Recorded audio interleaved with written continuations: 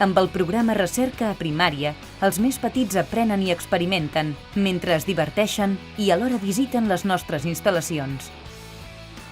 El taller de recerca primària és un taller que està expressament pensat per nens de 5 i 6è, de 10-11 anys. Es divideixen en dos grups. Una parte más teórica, digamos, más explicativa y una parte más práctica. I al principi fan un taller en el que se'ls introdueixen conceptes com què és la ciència, què és el mètode científic, què és el que es treballa dintre d'un parc científic, què són les cèl·lules mare, què són els gens i conceptes així que necessiten per anar seguint després el que veuran a les diferents instal·lacions. Fem uns experiments per tal que puguin diferenciar entre cèl·lules, puguin veure unes cèl·lules per primera vegada amb un microscopi i també que puguin veure el seu propi ADN. Després de fer aquest taller es fa una visita guiada. Aquests coneixements que potser de cop i volta ningú els havia explicat, demostrar que estan. Més o menys intentem seguir un fil conductor de quines són els diferents nivells de recerca que es fan aquí i com s'interrelacionen. I ells poden fer preguntes sobre com funciona. Veure que tot això que expliquem és una cosa divertida,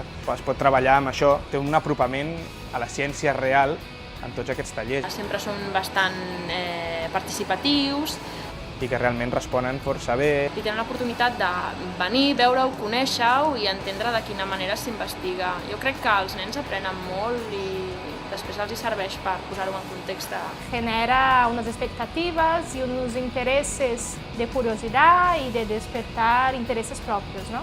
Que és una cosa que a vegades no està molt ben comunicada i ells no saben ni tan sols on s'investiga, si hi ha centres públics, privats de recerca, qui són els científics, si només hi ha recerca a les universitats. Tothom sàpigui una miqueta, tingui uns coneixements bàsics de què és aquesta ciència i aquesta gent tan estranya que és el que està fent. Tenen l'oportunitat de conèixer què és la ciència però de primera mà.